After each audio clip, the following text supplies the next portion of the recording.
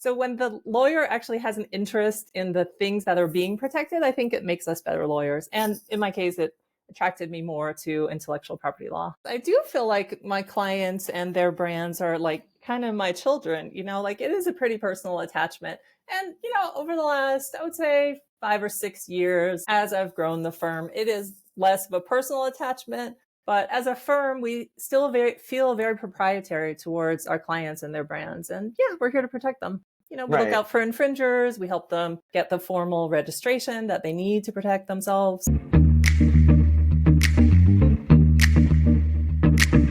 Hi, guys. Welcome to another episode of Digital Domination for Lawyers podcast. My name is Andy Mizrahi, and I'm so excited today to have Tamara, all the way from Colorado, telling us about trademark law.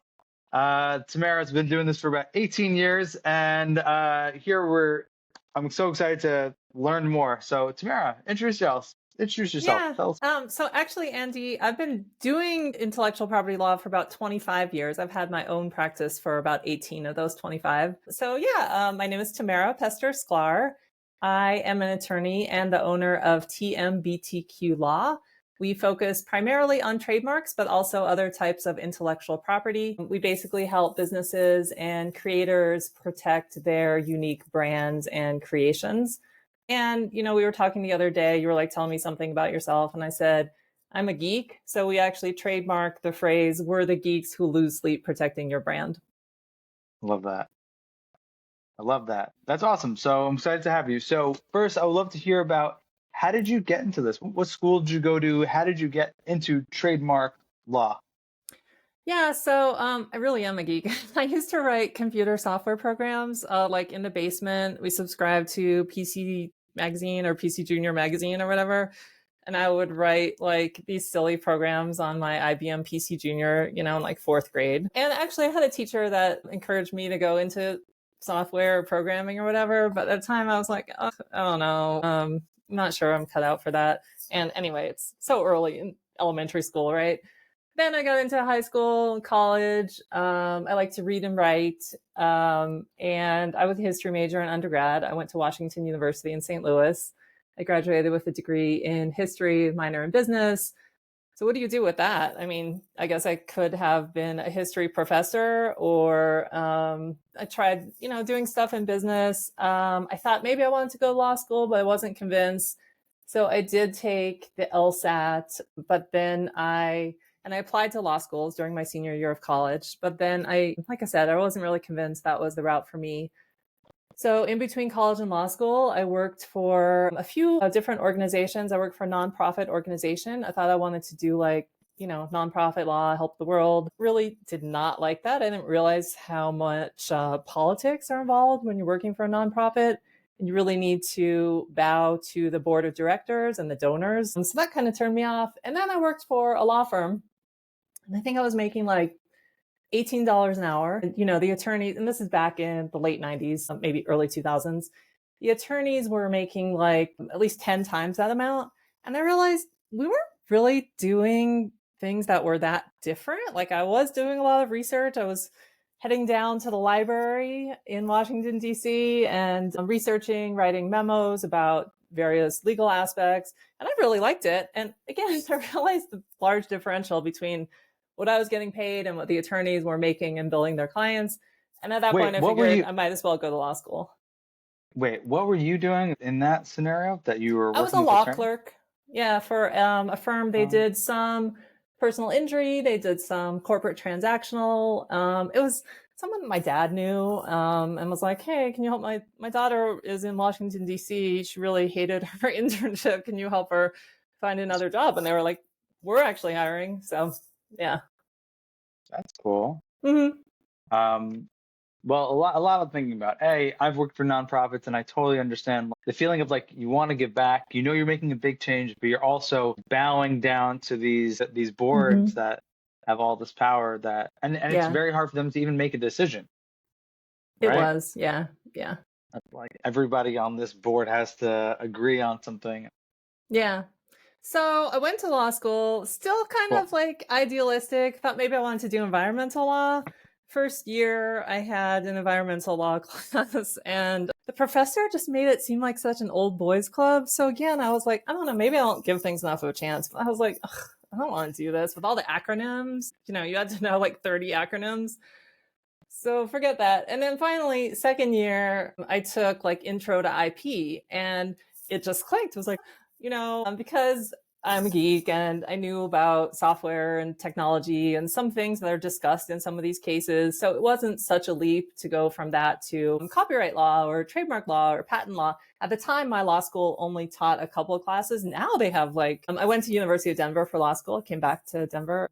So now they have like a trademark class and a patent class and a name, image, and licensing class. So much more sophisticated than what I ever experienced. But I did really well in the class. I actually got the highest grade. And then I ended up working for a large law firm in Atlanta who courted me. And I learned a lot there, but I I want didn't to pause really. you. Sure. I have a question. So why did you feel like the IP stuff and that why did it click with you that you said this is aha moment? I feel like you need to, the most successful IP lawyers that I know have some interest or some background in the underlying things that are being protected. So for me, it was software. One of my good friends does entertainment law. Like he actually worked as a sports agent before law school. So people that have some background or interest in the stuff. And also, I'm a girl. I love like makeup and candles and lotions.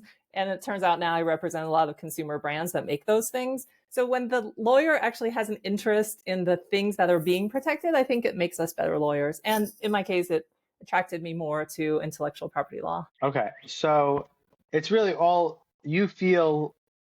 Let me say, it's kind of like you have kids, right? I have a stepson who's 20. Yeah. Okay. So it's kind of like being like this motherly person towards the brands, right? You're going to protect them, look out for them, Yeah. raise them. Yeah, totally. Yes. Yes. I do feel like my clients and their brands are like kind of my children, like it is a pretty personal attachment. And, over the last, I would say 5 or 6 years, as I've grown the firm, it is less of a personal attachment. But as a firm, we still feel very proprietary towards our clients and their brands. And yeah, we're here to protect them.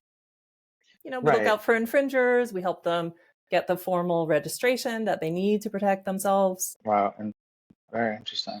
And so we really have two different types of clients. We have like the first time entrepreneurs who, need help protecting their business name or their primary product or service. And we're sometimes like the first lawyer they worked with. Maybe they've had a lawyer help them organize the company, or if they're doing fundraising, especially trying to get like venture capital investment, they probably have a lawyer for that. Mm-hmm. But sometimes it's, I don't want to say less sophisticated, but people that are just like total DIYers, but then they started doing a trademark maybe, and they realize it's pretty complicated. So sometimes we're the first lawyers that we worked with. And then on the other hand, we have some pretty large corporations where, they're doing tens of millions of dollars in business and they have dozens of brands that are under management. They're maybe a little bit easier to work with. The first-time entrepreneurs, I have a sweet spot for them because they really do need that hand-holding, and I do feel a lot more protective towards them. Cool. It's interesting to me. What's your website real quick? It's tmbtq.com, like trademark boutique. So it used to be Tamara Pester LLC. That's still my formal entity name. And then we rebranded, I think 3 or 4 years ago.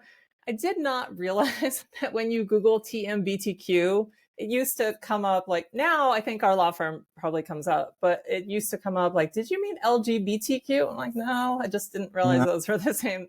Not that, we have, clients that are gay, trans, and queer. I'm indifferent. I just didn't really intend for it to come up that way. So funny. So funny.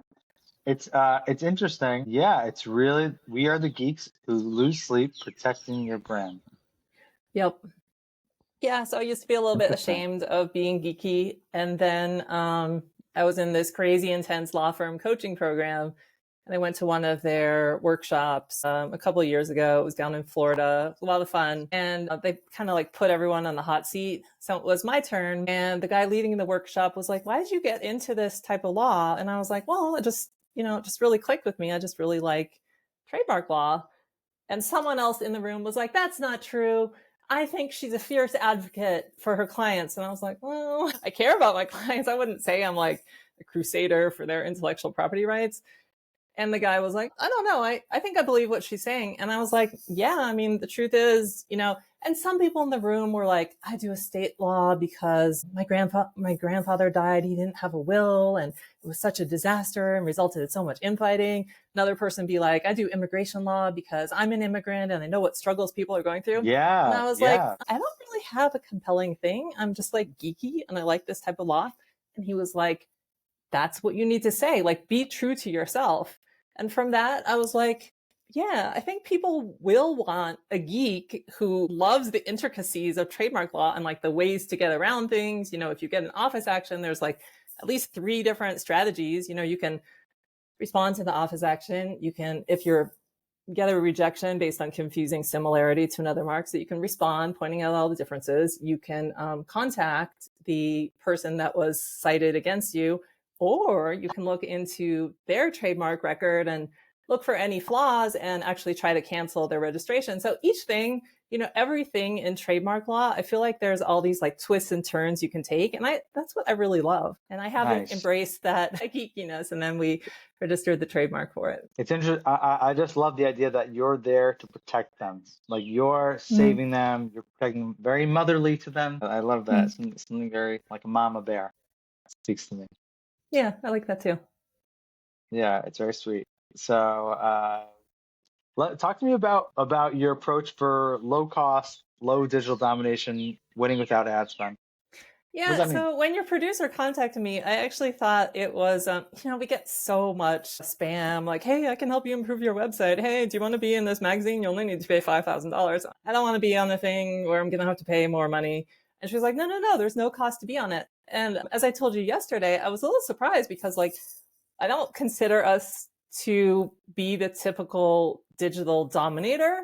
We really believe in low cost, no cost strategies. So one of the ways that I guess we dominate, and we do come up pretty high, by the way. If you look locally for Trademark Lawyer, we're usually in the first page on the maps. We're usually like number 1 or 2 in the local map pack. And we used to be really high in the organic results, but now there's so many sponsored results above that. I don't think the organic results even come up until later in the page. But anyway, a lot of people focus on social media algorithms and, making TikTok dances and stuff like that.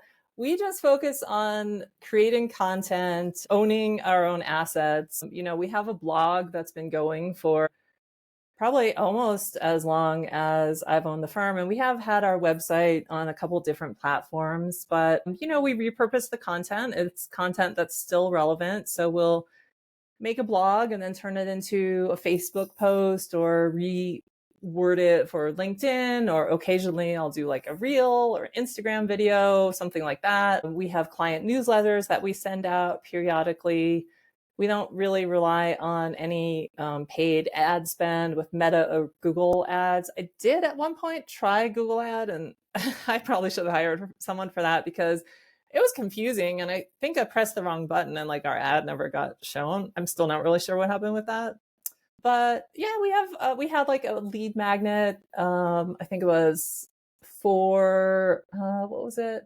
4 secrets to a strong brand. On our prior website. I don't think that's on the new one yet. We have FAQs that seem to be performing pretty well. And strangely enough, during COVID, I did a couple different blog posts and videos about like IP issues in the movies. So one of the things where, I have the Google, whatever it's called now, Search Console or Webmaster Tools. IP issues in the movies? Yeah. So coming to America, do you remember that movie with I love that movie. Eddie okay. Murphy and Yeah. Dan Aykroyd. Yeah, for sure. Yeah. So in the newer Coming to America, which is just a couple of years ago, I think it's coming the number 2 America. Yeah. I didn't see it. So he stops in the McDowell's and he falls in love with that woman. And her dad, his future father-in-law, is like, oh yeah, McDonald's sent us a cease and desist, but I pointed out that McDowell's is different than McDonald's. And we use a certain way of our arch, and McDonald's Yeah, only has yeah, two yeah. arches. So I did a whole like video about that and how wrong he was, because truly, if someone had a McDowell's, you can bet that McDonald's not only send him a cease and desist, they'd be suing him in federal court if he didn't stop using that. So I did a video and a blog post about that, and that's actually the page, the highest ranking page on our website. Like the thing that people search for and No way. find our That's website so the most is through that McDowell's versus McDonald's. Pretty random. Did another one about Where, She-Hulk. Yeah, some other stuff. I love that. I love Yeah. that. Where is that a video or is that just a blog post? Yeah, I think it's a video and a blog post. It's a blog post. I think I gotta started out making an Instagram video about it, and then I turned it into a blog post, or maybe vice versa. So yeah, I'll send you a link if you're interested. Yeah, yeah, yeah. I'd love to see it. Yeah, it's so funny. It is.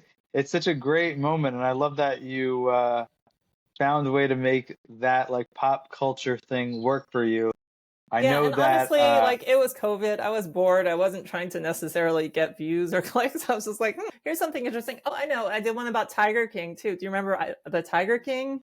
Yeah, yeah. So the IP issues, and I'm sorry, we're getting really far off track from Digital Domination, but the IP issues in Tiger King are what ultimately brought him down. Really. Yeah, I didn't watch the whole thing. I kind of watched it in the background, but tell me what. Yeah, I don't remember the specifics exactly, but I remember that woman had an animal sanctuary that she had one name for it, and he started doing like almost like a circus act that had like a very similar name, and he tried to register the trademark, and she got wind of it, and that's when she really got on him and started reporting him and this, that, and the other thing, and then yeah, Wow. Yeah. Yeah, you should have a TikTok series or social media series of lawyers in the movies. How Trademark lawyer would have changed Do you this think movie. I'd be interesting to anyone other than like super geeky people like me, though? I don't know. Maybe if you just phrase it a different way, but like how a real lawyer would have saved Coming to America. How a real lawyer would have saved. Yeah, I like it. I like it. Yeah. Yeah. Lost you there for a second. I'm still Yeah, here. all good. So I think, and also because you're in California, right? No, you're not in Colorado. California. Colorado. I see. Oh, because your social media posts with Coming to America, I found it. It says Hollywood. So yeah. I was like, well, I'll just tag this in the might studio. as well. When in Rome.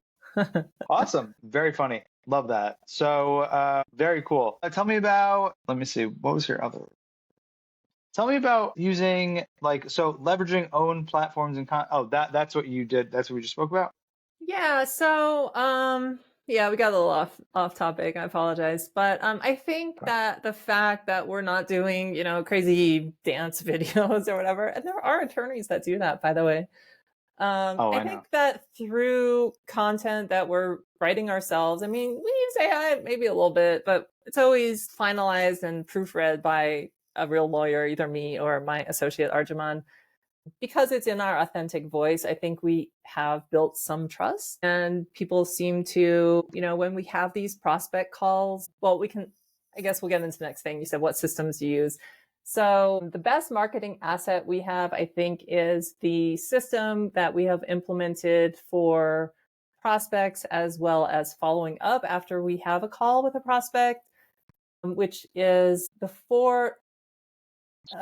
so when they fill out their form, depending on how they fill it out, I don't want to give away all the secrets, but depending on how they fill it out, they'll get an email series talking about some basics of trademark protection. Let's say if they clicked on that they want to do new trademark registration, they'll get an email with some basic information, which is helpful whether or not they engage us. And I think people really appreciate that.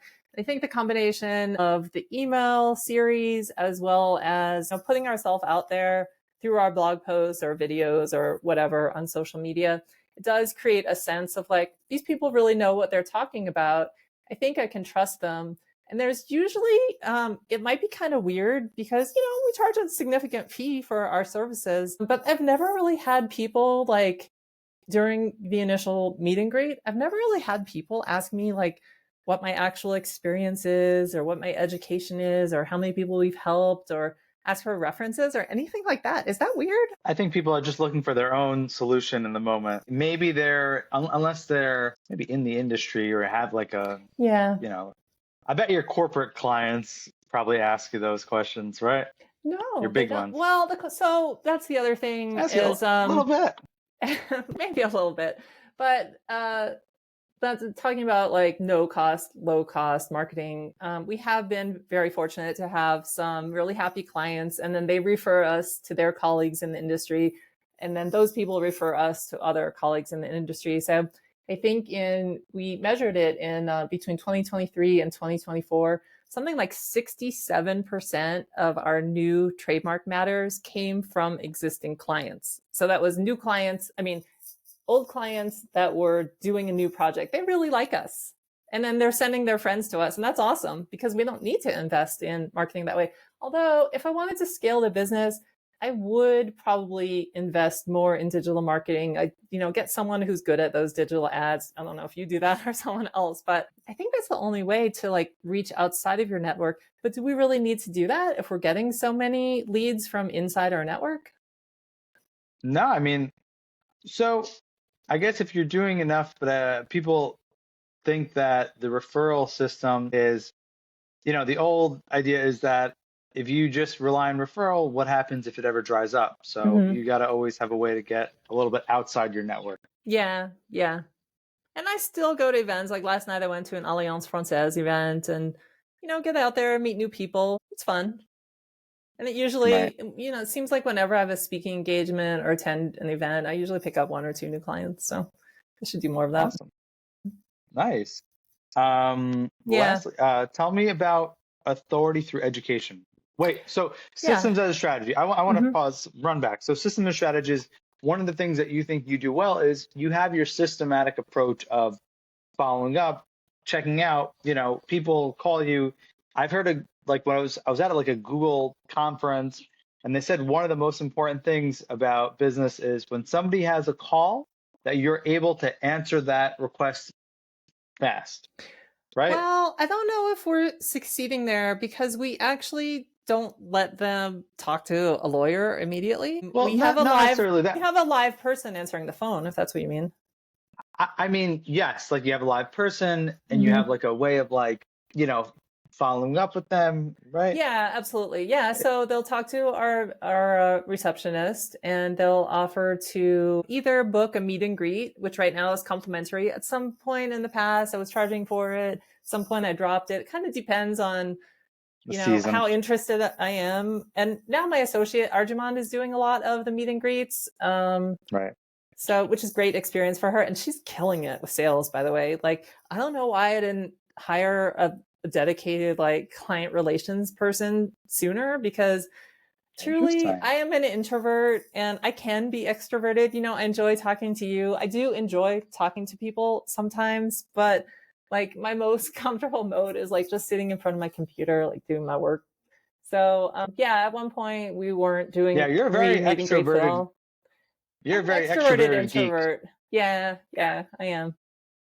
Very extroverted geek. So, anyway, so yeah, when they call, they need to schedule an appointment in order to actually speak to someone who's going to then further qualify them to see if they're a good fit and if we're a good fit for them. Usually, usually they are, but because we don't have immediate calls, and I think we probably have lost a couple of clients or prospective clients that way.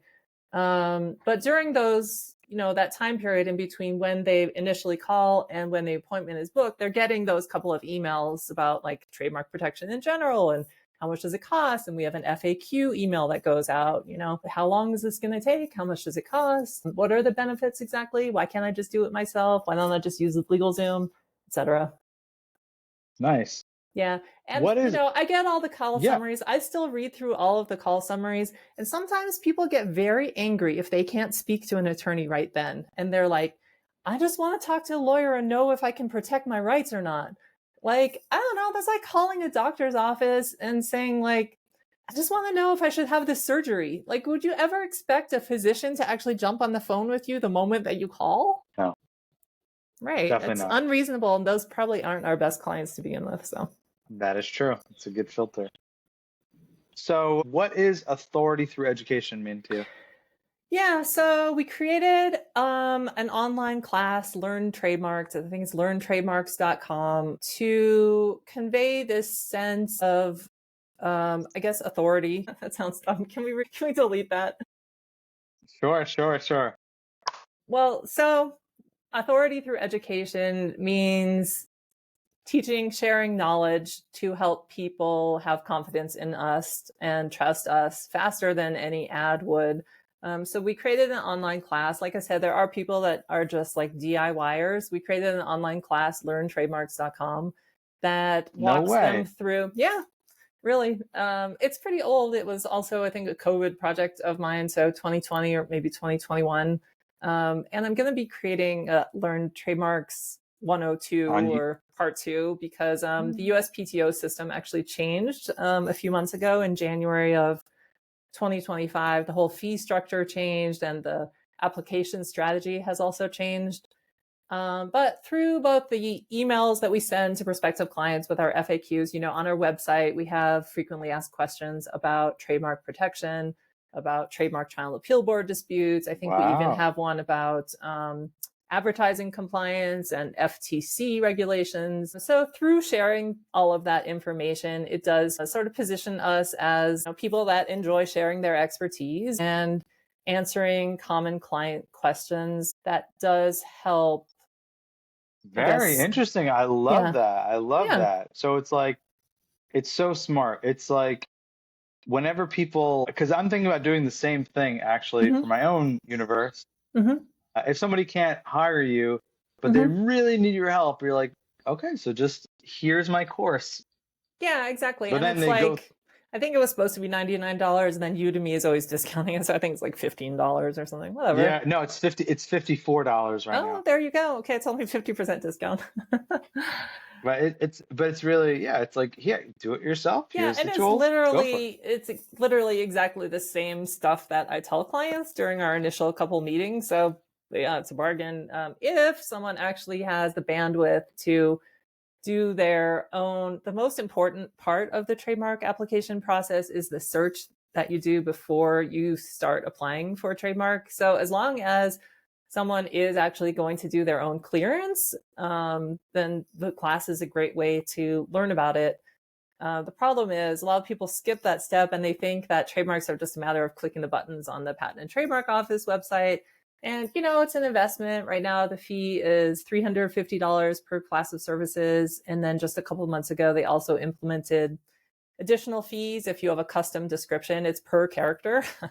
So, if you have a couple $100 to spend and you don't mind just losing that. But also, the problem is, it was taking 8 to 9 months. I think they have either improved their systems or hired more staff, because right now it's taking about 6.5 months between when you apply and when it gets examined by someone at the Patent and Trademark Office.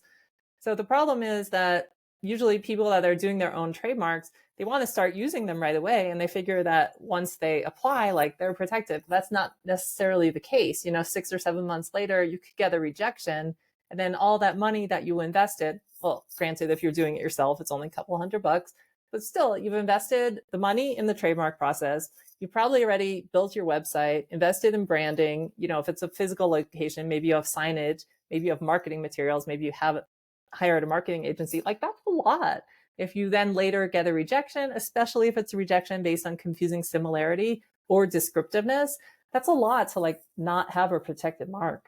My God. Yeah. Wow. Like you go through all this effort and then it just like, by the way, you can't do any of this. Yeah. Start over from the beginning. You're Yeah, like, what? exactly. Yeah, like they might as well Heartbreaking. have just paid us a couple $1,000s up front and had the security of knowing that they could invest in their brand. You are the mother of brands. I think that's it. So Hmm. you don't want to see your children have their heart broken. Yeah, exactly. I don't want them to get run over crossing the street without looking. Yeah. You don't want the boy to not call them back. All right. So Yeah. what is the biggest obstacle you face in terms of getting your brand out there? And I guess how you've been able to overcome it? Well, I guess you touched on those, but Yeah, so the only obstacle, well, and as you have mentioned too, like we do depend on our network and on our strong client and referral base. And if that were to end, I mean, on the one hand, God forbid, if I were to die tomorrow, we do have everything documented. We have systems, policies, and procedures, but it may be a little bit difficult for someone else just to pick up where I left off.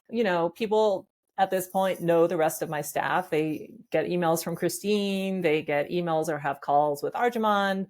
So I think they feel comfortable enough that if I were no longer here, that they could work with them and it'd be a smooth transition. But I mean, you never know. But that's probably the biggest risk, is just that either our referral sources would dry up for some reason, or something would happen to me, or I don't know, for some reason, Right. maybe if they had an incident with someone else on my staff, they didn't want to work with them. I don't know. Right. But we really hire for personality more than skill. I mean, my people are very skilled, don't get me wrong, but like we've had like a Harvard educated lawyer on our staff. It didn't work out. Arjumand is just as smart. Again, like not saying that she's like not the cream of the crop. She went to George Washington University, but she has such a better attitude. I don't know how big your staff is or if you have any hiring challenges, but that probably has been the biggest challenge of running the practice, is just getting the right people in place. And finally, thank God we have them. We have a really good team right now. But that's been, gosh, we probably went through at least 4, 5, maybe 6 attorneys before our current associate.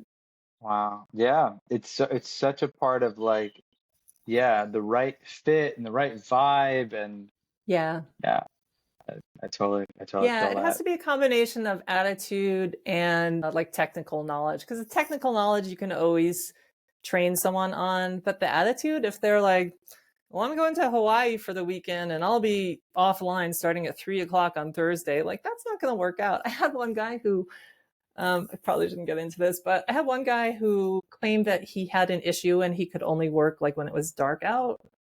He could only work at night. That wasn't such a great fit either. Batman. Yeah, that's probably what it was. He was Batman. Yeah. Bruce. Maybe secretly. Wow, interesting. Mm-hmm. Yeah, but I agree. It's definitely very important. I think Tina Fey said that when she hired when she was the head writer of SNL, one of the key things is, am I going to want to see this face at 3 a.m. and be okay with it? So, yeah. Staying up. So that's the same. It applies to all of us. So as we start to wrap up, how can we find out more about you and your firm? Yeah, you can go to tmbtq.com. We're on Instagram at tmbtq law. I'm on LinkedIn. I think my name might be like Tamara P or Tamara PS on LinkedIn. I don't know. Like I said, I get a lot of spam. So that's the best way to connect with me, probably through the website. Cool. And how anything did you guys exciting? Find me, by the way? We have our wizards searching the interwebs for awesome lawyers like you. Interesting. Well, it's been so much fun talking to you, Andy. Yeah, it has. Anything exciting coming up in the future that you want to share with us? What's coming up? Let me think. Can't think of any big things, really. Okay. No, of course. That sounds good. And my last question I'd love to ask, just to, close this out. How do you define success professionally, personally, spiritually? What does it look like for you? That's a good question. I think success is being happy every day with what you're doing. And I feel very fortunate that I'm in this position to help people, with expertise that, to me, it's like so simple, but it's been 25 years in the making. But I really love helping people protect their brands and just doing what you love. And, on a personal level, not that much different. Just having good relationships. We're fortunate that, we can go on vacation when we want and enjoy life. My husband and I have date night every week, even when we're super busy. Yeah. And I've really enjoyed growing my team and investing time in training them. I feel like that's probably my biggest success over the last few years, is just like getting this great team in place so that we are well positioned to help a lot more clients. Awesome. Love it. Okay. Well, that's been, I think that's a great way to wrap it up. I want to thank you, Tamara, for joining me on this podcast, another episode of Digital Domination for Lawyers podcast. And we're looking forward to chatting again soon. Yeah, my pleasure, Andy. Thanks for having me.